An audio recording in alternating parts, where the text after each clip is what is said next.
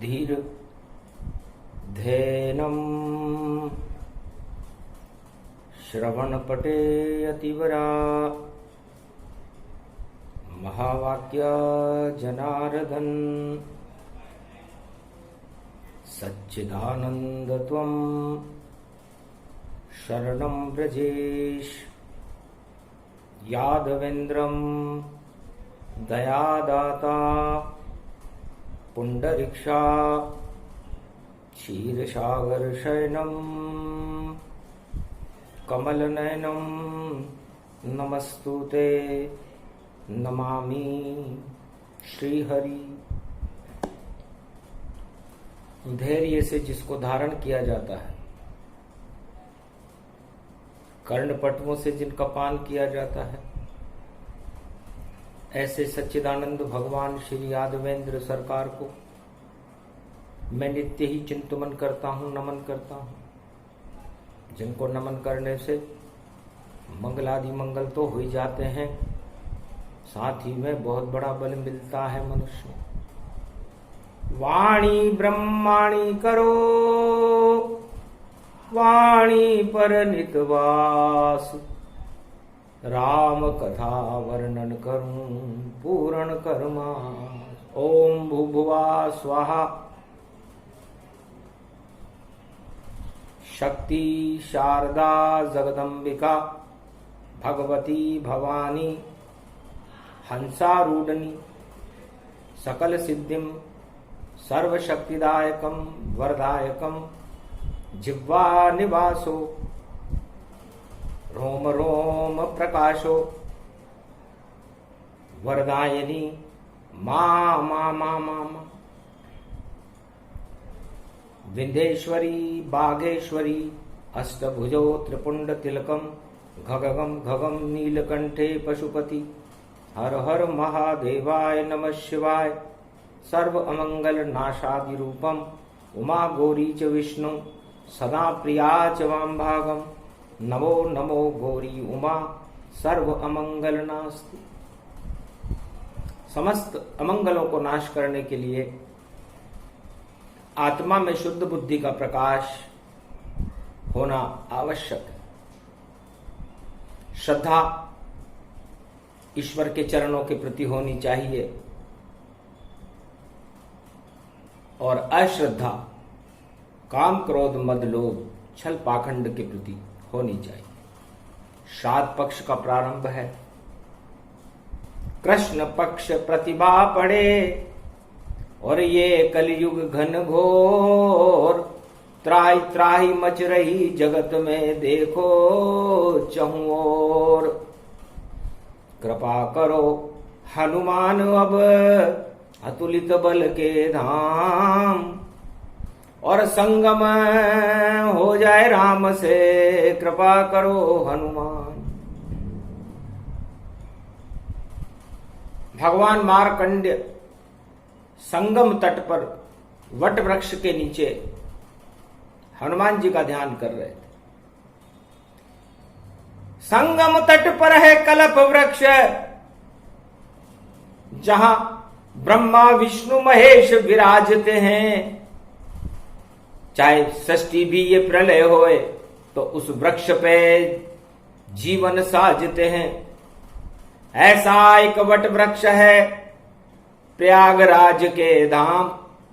संगम तट उसको कहे जहां करे गुरु विश्राम। तीनों जगत गुरु प्रलय में जब समस्त आत्माओं का श्राद्ध हो जाता है उसे प्रलय कहते हैं। तो सबसे बड़ा श्राद्ध उसे मानो, प्रलय रूप सृष्टि को जानो। निराकार की ज्योति का और होता त्रिलोक प्रकाश। जल थल नभ मिल जाते हैं और एक वृक्ष वट वृक्ष। उस वट वृक्ष पर तीनों जगत गुरु ब्रह्मा विष्णु महेश सारी सृष्टि को अपने अंदर लय कर लेते हैं। तो जब संसार प्रलय की तरफ जाता है, सारी आत्माओं का श्राद्ध हो जाता है, तब वटका वृक्ष संगम तट पर हरा होकर के पाताल से और आकाश क्षीर सागर तक चला जाता है। तब चारों युग प्रताप तुम्हारा, तब हनुमान जी भी संगम तट पर विश्राम करने लगते हैं। लेट जाते हैं हनुमान संगम तट पर विश्राम करे,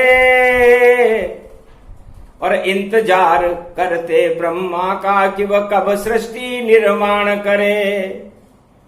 उसके बाद हनुमान फिर बनते अतुलित धाम, यही राम का काम है। और वहां लेटे हनुमान बजरंग बली, बजरंग बली मेरी नाव चली, मेरी नाव चली। संकट में जब भारत आवे तो कृपा की बलि लगा देना, भक्तों के भाग्य जगा देना, भक्तों को राम से मिला देना। बजरंग बली, बजरंग बली। ये संत समागम देखो तट और संगम तट पर होता है, और दानवतावादी शक्ति तो और बैठ जगत में रोता है। दानव शक्ति रोती है और राम की जय जयकार, राम बड़ी सरकार है और हनुमान साकार। चरण दबाते हैं हनुमान जी। संगम तट पर प्रगट भय रे हनुमाना, साध पक्ष गति वे भवमाना। पट ही बंद मिले हमको, ऐसा कलयुग में कभी हुआ नहीं, और झंडा भी लहराया नहीं। और ये क्या क्या सब हुआ वही, तो जय हनुमान ज्ञान गुण सागर, जय कपीश तिहु लोक उजागर।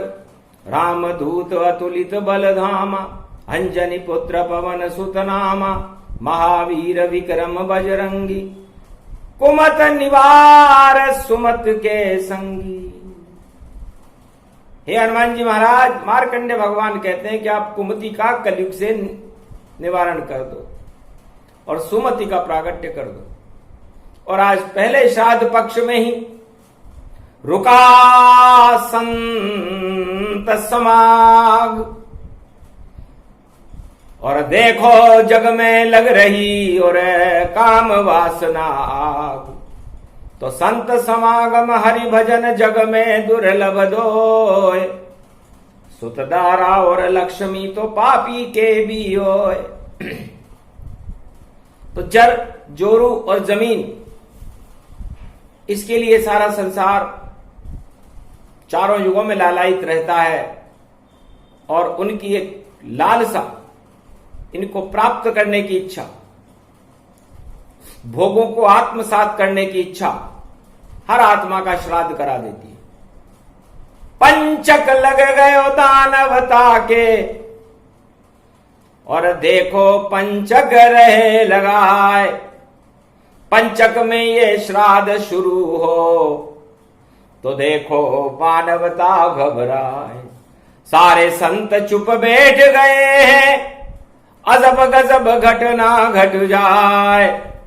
लेटे हुए हैं हनुमान और मंदिर बंद वहां दिखाए। मारकंड्य भी ध्यान कर रहे, शिव शक्ति को रहे मनाए। श्राद्ध पक्ष पंचक में पड़ गयो, किसके पंचक लग गयो ताय। ये पंचक किसके लगेगा? संतों के भी लग गया पंचक, दानवता के लग जाएगा। संतों का बालन बांका हो और दानव सब नष्ट दिखाएगा। पहली ही शुरुआत है और कृपा करो रे हनुमान। अरे कलयुग में भी आप हो भारत के भगवान। ये प्रयागराज है। प्र का मतलब परमात्मा से है। और या का मतलब याचना से है,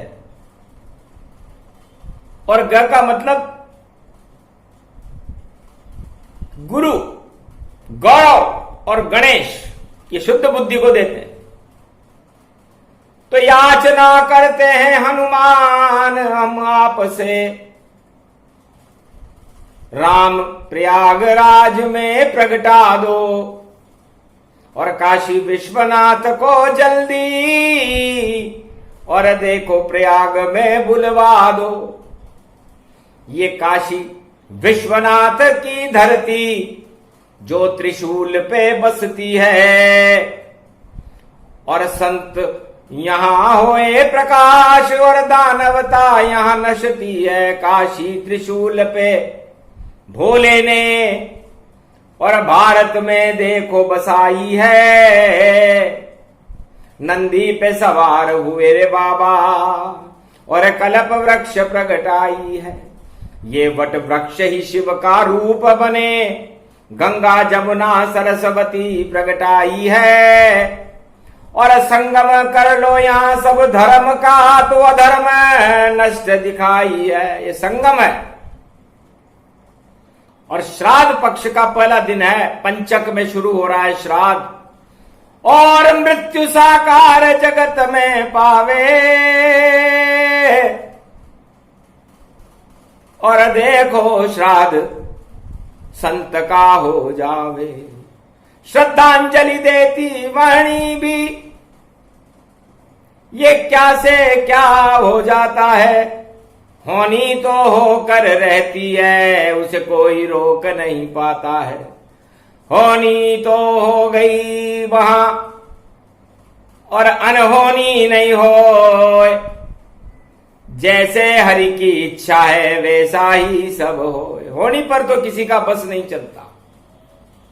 मार्कंड्य कहते हैं कि मृत्यु तो मेरी भी लिखी हुई थी। 11 वर्ष 11 माह और 11 दिन में मेरी मृत्यु ब्रह्मा जी ने मेरे मस्तिष्क पर अंकित कर रखी। बस एक ही मेरी विशेषता थी कि मैं जर, जोरू और जमीन इस पर लालायित नहीं था। मृत्यु का कारण ये 3 वस्तुएं होती हैं। जितने भी महाभारत होते हैं, जितने भी श्राद्ध होते हैं जगत में, तब जर, जोरू, जमीन के ही पंचक लगता है। तो तीनों ही इच्छा थी नहीं मेरी, और बाल स्वरूप दिखाता था। और मृत्यु लिखी हुई मस्तक पर, और मैं शिव का योग लगाता था। माता पिता भी छोड़कर गए मंदिर के माय, और काशी विश्वनाथ मंदिर में मुझे छोड़ गए आए। काशी विश्वनाथ के मंदिर में मुझे छोड़कर चले गए मेरे माता पिता। जो करे हरि ही कर देगा, हम तो कुछ नहीं कर पावेंगे। और बेटे को मंदिर में छोड़ रो, हम राजमहल को जावेंगे। जैसी हरि की इच्छा होगी वैसा होगा काम। या तो जीवन बच जाएगा, या मृत्यु मिले तमाम। धर्म संकट में शिव आए, चुपचाप वहां से निकल गए। और पार्वती देखने लगी कि भोले शंकर कहाँ गए। इतने में एक बालक की और आवाज रोने की आई थी। सोचा गणेश संकट में है, इस कारण गोद खिलाई थी। तो गणपति नाथ के चक्कर में और गोदी उठाए मारकंड्य मुनिराय, और बालक को दूध पिला दिया गणेश समझ के जाए। गणेश को समझ करके बालक को दूध पिला दिया। तब लगा उमा को एक झटका, ये तो बालक गणेश नहीं, और दूध पी लिया गौरी का। और इसके तो प्राण भी शेष नहीं, इसके तो प्राण भी शेष नहीं है। और दूध मैंने पिलाया। तो लाज रखो भोले शंकर, इसे मैंने दूध पिलाया है। और घोर असंभव को संभव कर देते ये काशी रूप दिखाया है। तो काम वासना को शीतल करते काशी विश्व के नाथ। आप तो विश्व के नाथ हो, त्रिलोक के नाथ हो। इस बालक का तो जन्म ही शेष नहीं है और दूध भी से मैंने पिलाया। इतने में ही आ गया और देखो भैंसे पर यमराज। और पार्वती भी समझ गई कि आ गया बालक का काल। तब कहा बालक से हंस करके, बेटा मेरी आज्ञा मानो। और दूध पीने से खुशी हुई, इस कारण हंसने लगा बालक। किसी प्रलोभन में मत आना, वरना मृत्यु तेरी आ जाए। कुछ भी कोई प्रलोभन दे पर उसके साथ न तुम जाना पाए। एक ही सूत्र सिखाया था कि बेटा किसी प्रलोभन में मत आना। जर, जोरू और जमीन, ये तीन प्रलोभन संतों के सामने होते हैं। और जब भी कोई संत का पतन होता है या संत परमात्मा के मार्ग पर जाता है तो ये तीन वस्तुएं उसके सामने खड़ी रहती हैं। बालक ने गांठ बांध ली मां के शब्दों की और यमराज के चक्कर में नहीं आया। और एक झुंझुना लेकर के और बालक को वहां लुभाया। पर बालक फंसा नहीं प्रलोभन, लाख प्रलोभन पाए। पर बालक मंदिर से निकला नहीं बाहर। तो यमराज मंदिर घुस जाए। बिना आज्ञा के यमराज काशी विश्वनाथ के मंदिर में प्रवेश कर गया। बस विकराल रूप हो गई गौरी और काली रूप बनाया है। और भैंसे के पीछे पड़ गई और हाथ त्रिशूल उठाया है। शंकर भी थर थर थे कांपे और लेटे वहां जमीन। काली उस पर से निकली और किसकी, यमराजों जमीन। भगने लगे यमराज वहां, थर थर थर थर थर थर आया। गलती हो गई माता मुझसे, मैं तो इस बालक को लेने आया। तब कहा बिना पूछे कैसे तुम मंदिर में घुस पाए थे। अब ज्वाला मेरी प्रकोप सहो और यमराज नष्ट कर पाए थे। तब थर थर थर थर कांपने लगे और काशी में यमराज और भोले शंकर खड़े हो गए। शांत शांत उमा शक्ति जा है। उमा शांत, शांत रखो। यमराज भी हमने बनाया है, इस बालक की मृत्यु भी हमने लिखी है। और इस बालक को बचाने के लिए आप भी अपनी शक्ति लगा रही हो। पर विधि संयोग जो लिखे लिखाए, वैसी ही विधि ब्रह्म बनाए।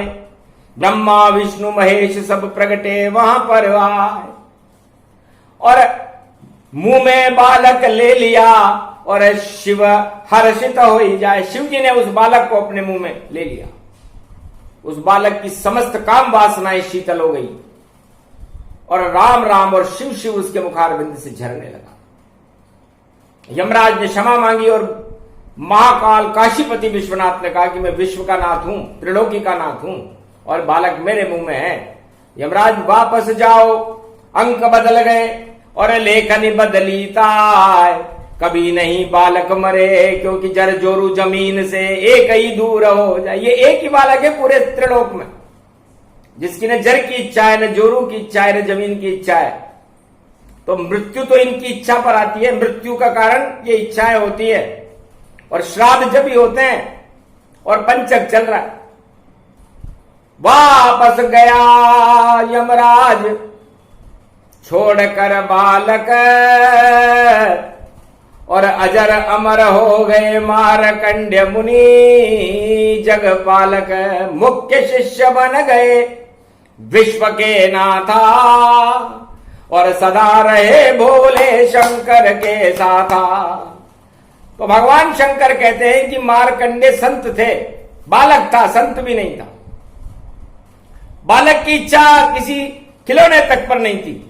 हम भी आश्चर्यचकित रह गए कि बालक को दूध पीने की इच्छा होती है, मां की पुकार सुनने की इच्छा होती है, या कोई भी खिलौना खेलने की इच्छा होती है, लेकिन इस बालक की कोई इच्छा नहीं थी। इच्छा रहित बालक है।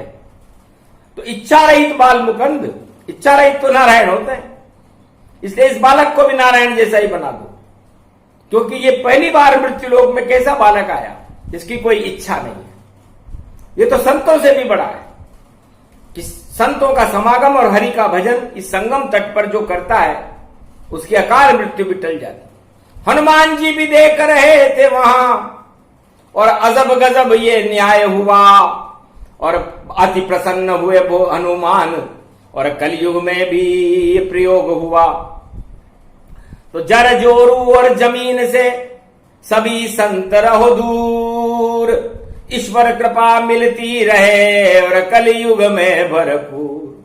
गर इनमें आप घुस जाओगे और राजनीति में जाओगे, तो श्राद्ध हो जाता है भैया, फिर खुद भी बच नहीं पाओगे। तो जितने संत भारत में हैं और करे समागम राम, उनको जर जोरू जमीन से कलयुग में क्या काम। ये तो राजा महाराजाओं की वस्तु है, लौकिक मनुष्यों की वस्तु है। संत को तो सत्य के साथ अंतिम समय तक रहना चाहिए। उसने क्या मतलब धन धाम से, और क्या मतलब है जर जोरू से, और क्या मतलब है जमीनों से, और देखो उनको तो मतलब है ईश्वर से। तो एक ही बालक संत था और काशी विश्व के नाथ, कृपा कर गए बोले भंडारी अमर मारकंडे मुनिनाथ। मारकंडे अमर हो गए थे सतयुग में, पंचक भी टल गया, श्राद्ध टल गए, उसका श्राद्ध नहीं हुआ और न कभी होगा। 60,000 बार पृथ्वी पर प्रलय मारकंडे ने देख लिया, और आगे भी देखें इतने ही समय, और देखो त्रिलोक को जीत लिया। ये मृत्यु लोक का पहला बालक जो संत मारकंड कहलाता है, और मृत्यु पर विजय प्राप्त करी जो राम कृष्ण नहीं कर पाता है। मृत्यु पर विजय तो राम और कृष्ण ने भी प्राप्त नहीं की। इस मृत्यु लोक पे जिसका जन्म होता है उसकी मृत्यु अवश्य होती, लेकिन मारकंडे के साथ ऐसा नहीं होगा। ये संगम तट को वरदान है, और ये वरदान ब्रह्मा विष्णु महेश और लेटे हुए हनुमान जी का, और इस वट वृक्ष को भी वरदान है कि इस वट वृक्ष के तीनों जगत गुरुओं की जो कृपा पात्र हैं वो आत्माएं जा सकती हैं, प्रलय में उनका भी श्राद्ध नहीं होगा। और हनुमान जी तो अजर अमर अविनाशी हैं, चारों युग पर ताप तुम्हारा, लेटे संगम तट पर प्यारा। संगम तट पर लेट रहे हैं हनुमान जी और प्रतीक्षा कर रहे हैं, न्याय देख रहे हैं भगवान का, काशी विश्वनाथ का, कि धन्य धन्य विश्व के नाथा, कृपा करी मारकंड्य मुनिनाथा। मारकंड्य अमर हो गए, इच्छा रहित गति जान, धन्य धन्य शिव न्याय आपका, आप त्रिलोकी नाथ। आप तो त्रिलोकी नाथ हैं, आद्य गुरु हैं, जगत गुरु हैं। और मैं हनुमान आपका ही एकादशवां रुद्र हूं, मैं गुरु नहीं हूं, मैं तो शिष्य हूं, रामचरण का दास हूं और रामचरण अनुराग। और लेटे लेटे संगम तट पर राम करूं उच्चार, मैं राम काज कीने बिनु और मोही कहां विश्राम। लेकिन संगम तट पर करता हूं मैं चारों युग विश्राम, राम काज कीने बिनु मोही कहां विश्राम। हनुमान जी कहते हैं कि राम काज करे बिना मुझे विश्राम नहीं होता। लेकिन संगम तट पर भारत में एक ऐसी जगह है, काशी विश्वनाथ की नगरी प्रयागराज, जहां पर मैं लेटा हूं और राम राम उच्चारण कर तू, जब तक राम न आवे। जिस दिन प्रगटे राम भारत में हनुमान उठ जावे। तो आज तो मंदिर बंद है मेरा और बाहर से दर्शन कर लेना। भक्तों राम नाम कभी नहीं छोड़ना, चाहे जीवन मृत्यु कर लेना। राम की शक्ति बड़ी जगत में और संत समागम मेला है। और बाकी भोग सब यहाँ जर जोरू जमीन, ये तो देखो सब जग का खेला है। सारा जगत इसमें खेल रहा है, ये खिलौने हैं जर जोरू और जमीन। और त्रिलोक और पूरे भारत और पूरे विश्व के सभी राष्ट्राध्यक्ष और प्रजा और राजा इन खिलौनों से खेलते रहते हैं और यही उनकी मृत्यु का कारण है। श्राद्ध पक्ष के पंचक लग गया, संतों के लगता नहीं पंचक। वह तो प्रकाश कर आते हैं, जो जर जोरू जमीन से दूर रहें वह ईश्वर से मिल जाते हैं। संगम उनका होता है यहीं और संगम राम और शिव ही कराते हैं। और हनुमान की कृपा होए तो ईश्वर कलयुग में भी मिल जाते हैं। जा पर कृपा राम की होई, ता पर कृपा करे सब कोई। जिस पर राम की कृपा हो जाती है उस पर पूरे त्रिलोक की शक्तियों की कृपा हो जाती है। तो है संसार वासियों, दुर्लभ गति पहला ही श्राद्ध है अजब गजब और धूमधाम भारत में मची। और देखो संत समागम में खलबली यहां पर ऐसे मची। तो जर जोरू जमीन से सारे संत रहना सब दूर, शक्ति तुम्हें मिल जाएगी और कलयुग में भरपूर। तो कलयुग में उन संतों को भरपूर शक्ति मिलेगी जो जर जोरू जमीन और सत्ता से दूर रहे, क्योंकि परम सत्ता है राम जी, उनके रहो तुम पास। बाकी और सत्ताओं के जाओगे निकट तो सदा ही रहो निराश। इसलिए संत को सत्ता के साथ नहीं परम सत्ता के साथ रहना चाहिए। और परम सत्ता कौन है? परम सत्ता है ब्रह्मा विष्णु महेश तीनों जगत गुरु। मार्कंडे भगवान इस वट वृक्ष में संगम तट पर। और संगम किनसे होना चाहिए? धर्म और भक्ति से संगम होना चाहिए। आत्मा का संगम परमात्मा से होना चाहिए। तो ये वही पावन धरती है। हनुमान जी भी यहां पर लेटे लेटे भगवान राम से संगम करते रहते। राम का ध्यान करे बजरंग, कलयुग में बड़ी शक्ति पाई। और लेट गए ये प्रयागराज में आफत प्रयागराज आई। अरे उठा भवंडर कलयुग में पंचक में श्राद्ध प्रगटाया है। वाणी भी देती श्रद्धांजलि संत को।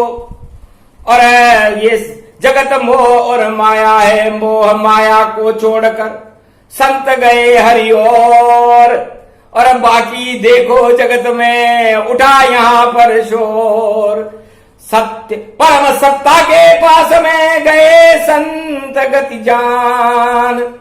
धन धन वाणी भी करे और सारे संत को प्रणाम। ऐसे संतों को वाणी भी प्रणाम करती है जिन्होंने आत्म सम्मान के लिए अपना और देह सभी त्याग दई। ठुकरा दी सारी दौलत ये और परम शक्ति के साथ गई। पुष्पक विमान में बैठे यहां और संत गए सुरधाम। राम राम कह राव गए सुरधाम। जिस तरह दशरथ जी राम जी को त्यागने के बाद उनको लगा कि दशरथ अयोध्या का राज छोटा है, तो राम राम कहते हुए उन्होंने अयोध्या नगरी से अपना प्राण त्याग दिए। तो राम अजर अमर अविनाशी हैं। इस अयोध्या को भगवान शंकर कहते हैं काशी विश्वनाथ के कुछ विरोधाभास है, क्योंकि राजा रघु ने यहां पर नवरात्रा में अश्वमेध यज्ञ किया था और उस अश्वमेध यज्ञ को रावण ने भंग किया था। तो यहां पर इस अयोध्या में हमेशा चारों युगों में राम के नाम पर उत्पात करने के लिए दानव शक्तियां हमेशा अपना वर्चस्व दिखाती है। लेकिन पूरा किया था राजा रघु ने यज्ञ, देव शक्ति मानव शक्ति का, और जग गया भाग्य अजग्य। उस यज्ञ से भारत की भूमि का, भारत के भक्तों का और भारत का भाग्य जगा, और 10वीं पीढ़ी में दशरथ का रामावतार हुआ था। और रावण जो दानव वंश में था उसको लात लगाई थी, और 1.25 लाख नाती सहित सोने की लंका इस लेटे हनुमान ने जलाई थी। और लंका जल गई पलवर में और मर गया रावण सरकार। वही राम जन्मभूमि है और शक्ति बड़ी अपार। इस राम जन्मभूमि के अंदर यदि कोई प्रवेश करे तो सबसे बड़ी सत्ता राम को माने, किसी नेता को नहीं, किसी सत्ता को नहीं, क्योंकि उस परम सत्ता के आगे सभी सत्ताएं छोटी है। यह भगवान शंकर कलयुग में अपना मार्गदर्शन प्रदान कर रहे हैं कि अहो भाग जो पहुंचे और अवध भूमि के माय, राम जन्म भूमि तो तीर्थ है, नमन करो सब आए। वाणी भी नमन करे भूमि को, राम नमन गति पाए। अयोध्या ये नगरी है, इसे जीत कोई नहीं पाए। अयोध्या, इसको त्रिलोक में कोई भी योद्धा हो, चारों युगों में कोई जीत नहीं सकता। इसलिए परम सत्ता को कोई जीत सकता है क्या?